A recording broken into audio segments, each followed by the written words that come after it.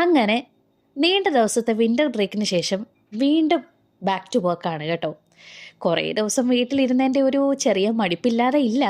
എനിക്ക് മടിയൊന്നുമില്ല, ഞാൻ ഭയങ്കര ആക്റ്റീവായിട്ടാണ് സ്കൂളിൽ പോകുന്നതെന്ന് പറഞ്ഞു കഴിഞ്ഞാൽ അതൊരു കള്ളത്തരമായി പോകും. വെറുതെ 2025 കള്ളം പറഞ്ഞുകൊണ്ട് തുടങ്ങാൻ എനിക്ക് യാതൊരു താല്പര്യമില്ല.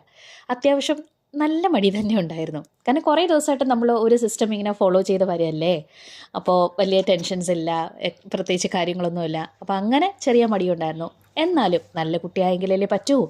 അപ്പോൾ മടിയൊക്കെ മാറ്റി വെച്ച് ഞാൻ വീണ്ടും കോട്ടും സൂട്ടും പടച്ചട്ടയും ഒക്കെ എടുത്തിട്ട് എൻ്റെ പണിക്ക് പോകാൻ ഇറങ്ങുകയാണ് കേട്ടോ. പിന്നെ ഇന്നത്തെ സ്കൂളിൽ പോകാനുള്ള ഏറ്റവും വലിയ മോട്ടിവേഷൻ എന്താണെന്ന് ചോദിച്ചിരുന്നാൽ ക്രിസ്മസ് ഫ്രണ്ടിന് ഗിഫ്റ്റ് കൊടുക്കുക, അതേപോലെ എന്നെ ക്രിസ്മസ് ഫ്രണ്ടായിട്ട് കിട്ടിയ ആൾ എനിക്ക് ഗിഫ്റ്റ് തരിക എന്നുള്ളതായിരുന്നു.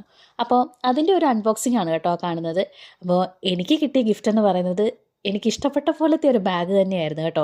ഷേർലിയുടെ ഗിഫ്റ്റൊക്കെ അൺബോക്സ് ചെയ്തിട്ട് അതൊക്കെ ഇങ്ങനെ തൂക്കിയിട്ടോണ്ടൊക്കെ നോക്കുകയാണ് കേട്ടോ. എന്നിട്ട് ഈ വർഷം എൻ്റെ ന്യൂ ഇയർ റെസൊല്യൂഷൻ എന്ന് പറയുന്നത് ഒരു പിക്ചറൈസ് ചെയ്തുകൊണ്ടുള്ള ജേർണൽ സ്റ്റാർട്ട് ചെയ്യുക എന്നുള്ളതായിരുന്നു.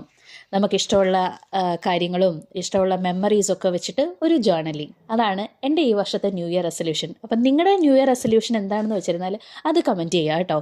അത് സക്സസ് ആക്കി കൊണ്ടുപോകാനും നോക്കുക. അപ്പോൾ ഹാപ്പി ഡേ.